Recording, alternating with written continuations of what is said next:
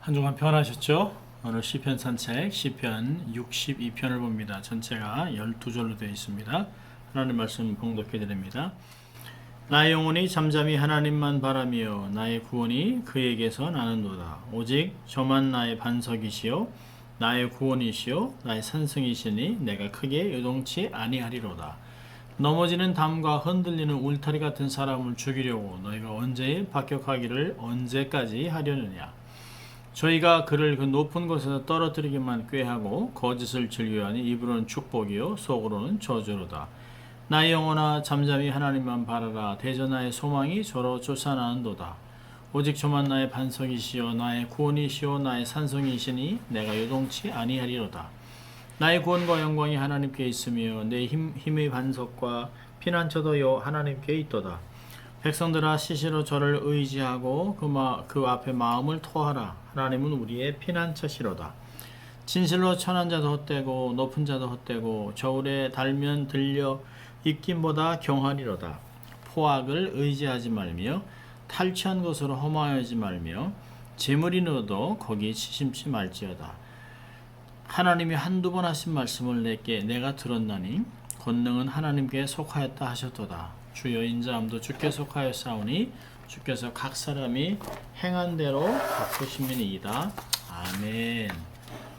오늘은 우리가 좀 잘 아는 찬송 복음송이죠. 나의 영혼아 잠잠히 하나님만 바라며 나의 구원이 그에게서 나는도다. 우리가 많이 부르는 복음송이기도 합니다.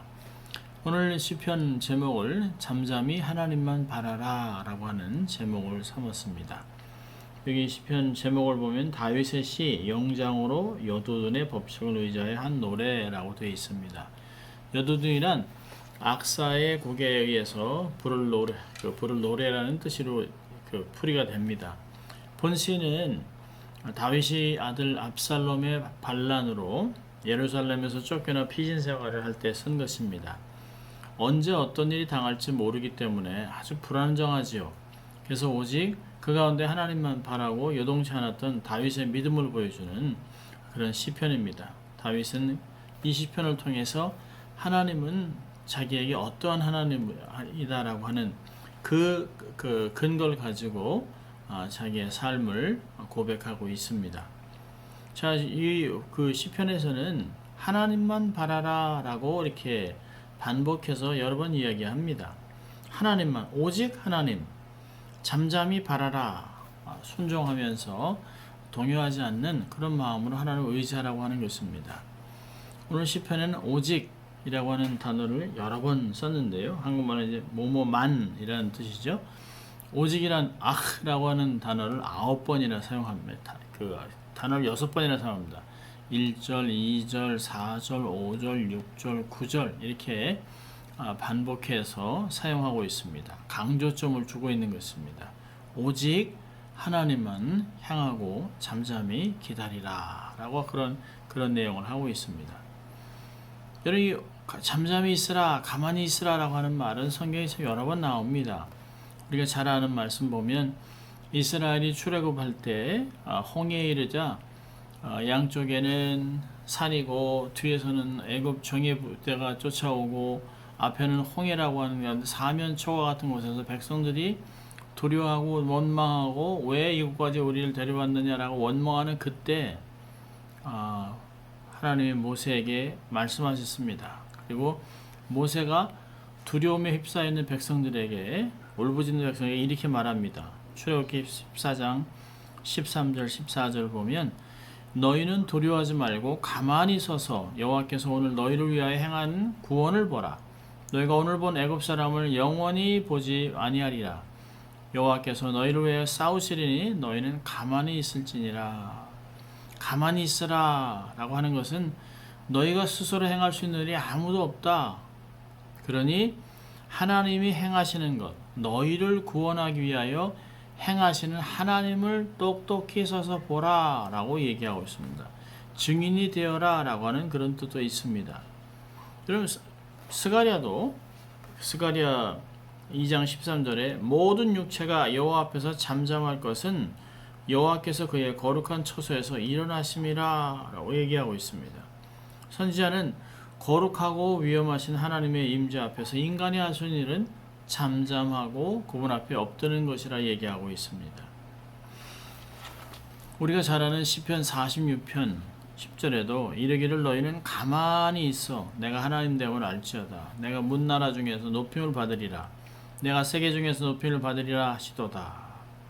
여기 보면 가만히 있으라, 잠잠하라, 조용하라 라고 사실은 다 각각 다른 히브리어 단어를 사용했습니다. 그런데 뜻은 사실 동일합니다. 사실 성도들이 하나님 앞에서 잠잠해야 될 이유가 뭘까요?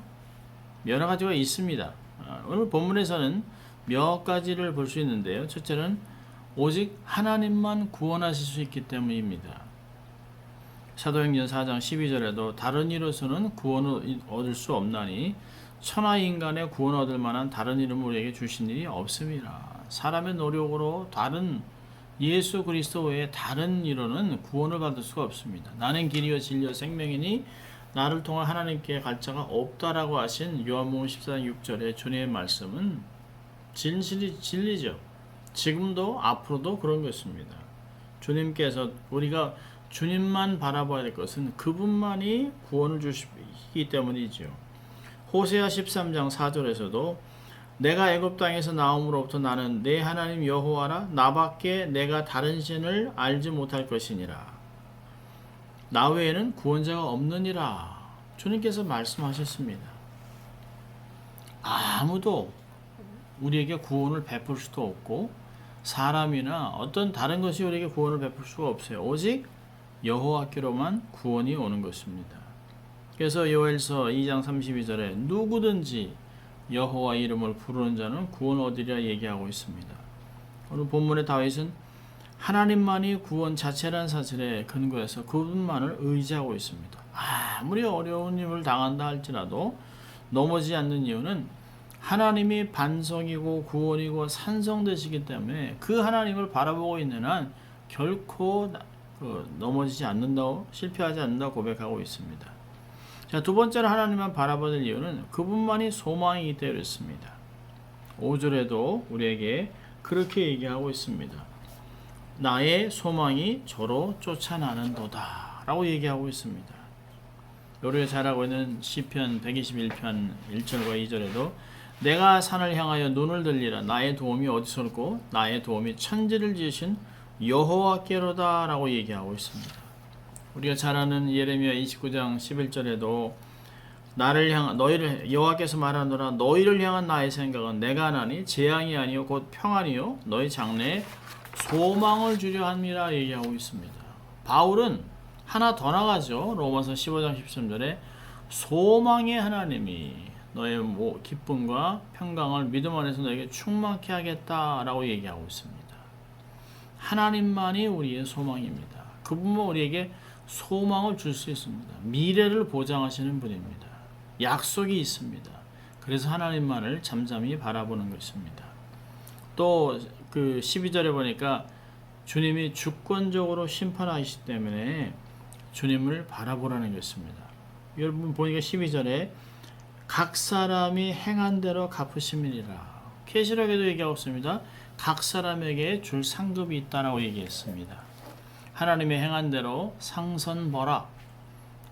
왜요? 권능은 하나님께 속해 있기 때문에 그분이 하나님만이 우리의 삶을 상급을 주시고 판단할 수 있는 것입니다. 주권적으로 심판하시면 편애하거나 이렇게 어떤 것을 뇌물을 받지 않죠. 사람과는 다릅니다.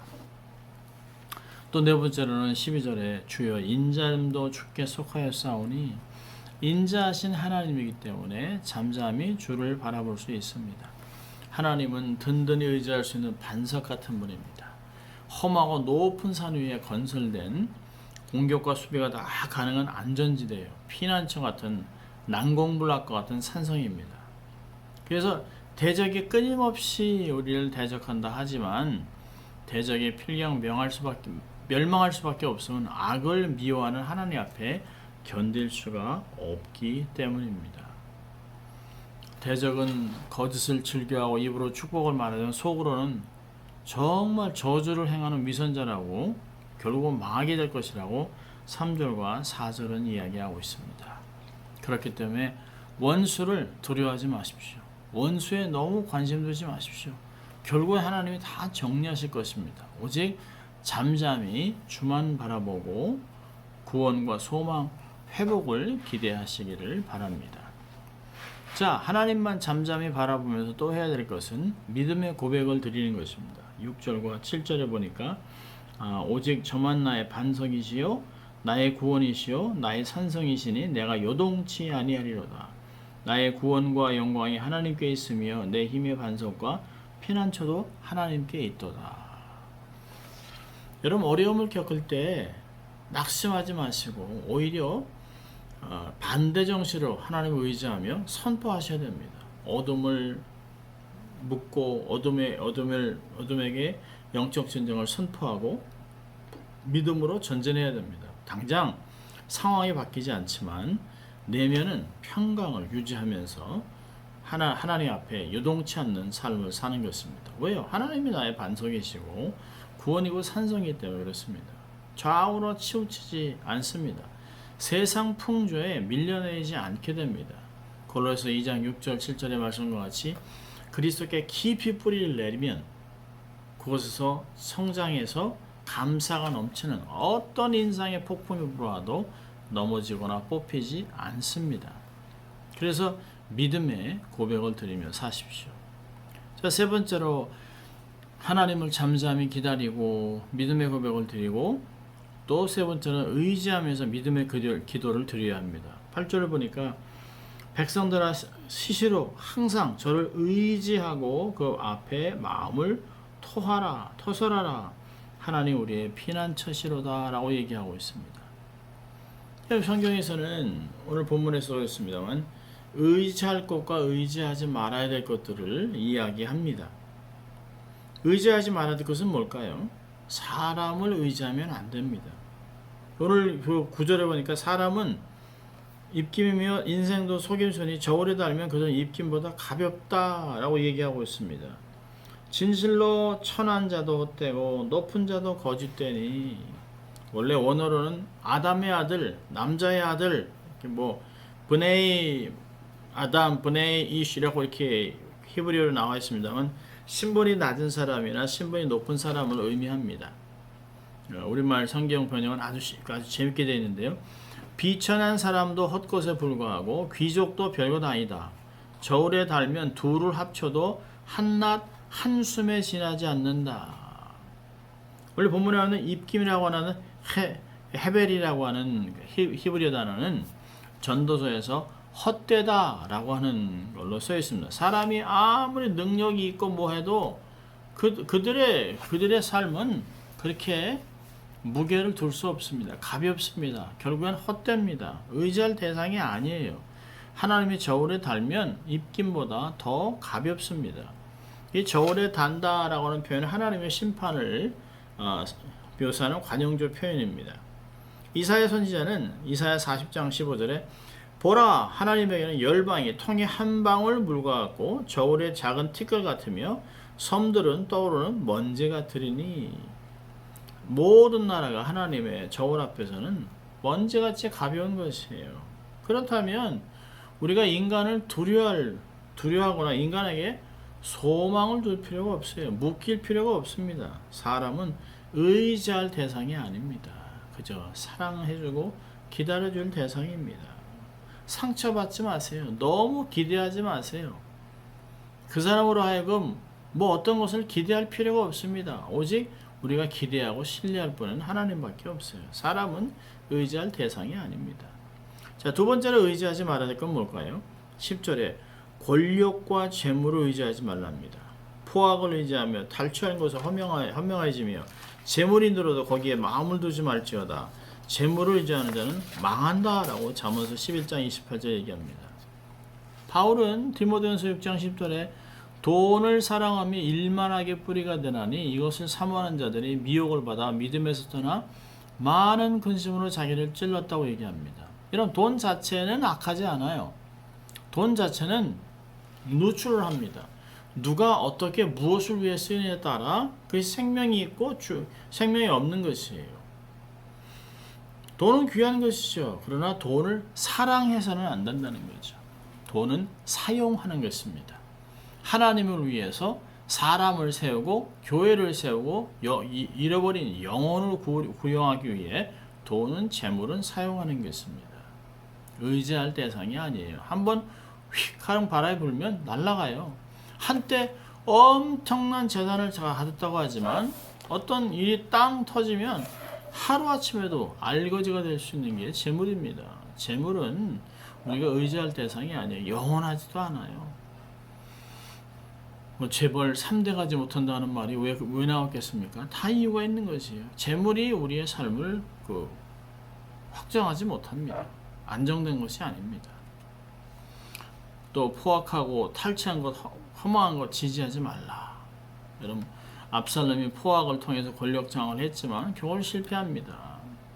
어떤 잘못된 방식으로 권력을 얻든지 잘못된 방법으로 사기를 치고 거짓말해서 얻은 것들 그냥 소리치며 날아갑니다. 재물은 그렇게 얻은 권력은 오래가지 못해요. 반드시 철퇴를 맞게 되어 있습니다. 자, 그렇다면 우리가 의지해야 될 건 뭘까요? 하나님의 성품, 인자하심, 긍휼하심, 사랑하심, 공의로움, 하나님의 성품을 의지하는 것이에요.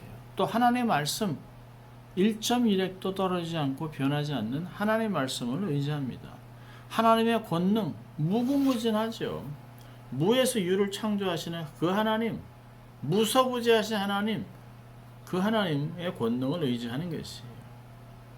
하나님은 악인을 징계하시지만 하나님은 택한 백성들을 신실하게 보호하시고 축복하시는 것을 볼 수 있습니다. 7절에 얘기하죠. 나의 구원과 영광이 하나님께 있으며 내 힘의 반석과 피난처도 하나님께 있도다. 하나님께서 내 구원이라면 누가 하나님을 이기고 나를 무너뜨리겠습니까? 하나님이 내 영광이라면 누가 나를 고소하고 수치스럽게 할 수 있겠습니까? 하나님이 내 반석인데 어떤 폭풍이 내가 누리는 평정을 흔들어 놓겠습니까? 하나님이 내 피난처라면 어떤 무기로 나를 해칠 수 있겠습니까? 불가능한 것이죠. 이런 시편 기자의 고백은 바울의 고백과 동일합니다. 로마서 8장 31절부터 35절까지 잘 아는 말씀이죠. 그런즉 일에 대해 우리가 무슨 말 하리요? 만일 하나님이 우리를 위하시면 누가 우리를 대적하리요? 자기 아들을 아끼지 아니하시고 우리 모든 사람을 위하여 내어준 주가 어찌 그 아들과 함께 모든 것을 우리에게 주시 아니하겠느냐? 누가 능히 하나님께서 택하신 자를 고발하리요? 의롭다 하시는 하나님이시니 누가 정죄하리요? 죽으실 뿐 아니라 다시 살아나신 이는 그리스도 예수시니 그는 하나님 우편에 계신 자여 우리를 위하여 간구하시는 자시니라. 누가 우리를 그리스도의 사랑에서 끊으리요? 환난이나 곤고나 박해나 기근이나 적신이나 위험이나 칼이라. 놀랍지 않습니까? 우리를 그리스도의 사랑에서 끊을 자 없다라고 당당하게 로마서 8장 38절은 이야기합니다. 여러분들의 힘으로 정말 해결하기 힘든 일이 우리의 삶을 살아가도 많습니다. 한두 번이 아닙니다. 지난번에 가까스로 이겨냈는데 또 힘든 일이 옵니다. 아니 어떻게 내가 믿음 생활하고 정말 주를 위해 헌신하고 최선을 다하는데 왜 자꾸 이렇게 어려운 일이 있을까? 그게 인생입니다. 우리가 아직도 죄악된 세상에서 삶을 살아가기 때문에 거룩하게 삶을 살아가려고 애를 쓰면 애를 쓸수록 우리의 삶에 마치 가만히 있는데 우리의 삶에 정말 먼지가 끼는 것 같이 아무것도 안 했는데도 우리의 삶에 정말 이 보이는 것, 듣는 것, 느껴지는 이런 모든 것들이 마치 바람이 불듯이 파도가 치듯이 우리의 삶에 다가오기 때문에 그렇습니다. 세상에 안전한 곳은 한 군도 없어요. 그러나 그런 어려운 환경 속에서도 그런 폭풍 가운데서도 평안하게 안정과 고요함을 유지할 수 있는 것은 그리스도의 하나님의 날개 밑입니다. 요동하지 말고 권능하신 하나님, 그 하나님이 하나님 방법으로 하나님 때에 완전히 해결해 줄 것을 믿고 소망하면서 살아간다면, 주 안에서 거한다면 우리의 삶에 끊임없이 때를 따라 돕는 은혜를 경험할 수 있습니다. 그렇게 은혜를 경험하면서 살아있는 간증을 통해 하나님께 영광 돌리고 주위의 많은 사람들에게 은혜를 끼치고 또 깨달음을 나눠주는 삶이 될 수 있기를 주의 이름으로 축원합니다. 기도하겠습니다. 하나님 아버지 감사합니다. 우리의 삶에 정말 굽이굽이 참 어려운 일이 많이 있지만 그때마다 때를 따라 돕는 은혜 주시고 피할 길을 내시고 능히 감당케 하신 주님이 계시기 때문에 오늘도 미래를 향해 당당히 걸어갑니다. 하나님 함께 하시고 이제까지 경험했던 임마누엘 하나님이 영원토록 함께 하실 것을 믿고 살아가는 저희들 될 수 있도록 승리하는 저희들 될 수 있도록 주님 축복하여 주시옵소서. 감사하고 예수님 이름으로 기도합니다. 아멘. 한 주간도 주와 동행하며 승리하는 여러분 되시길 주의 이름으로 축원합니다. 사랑하고 축복합니다.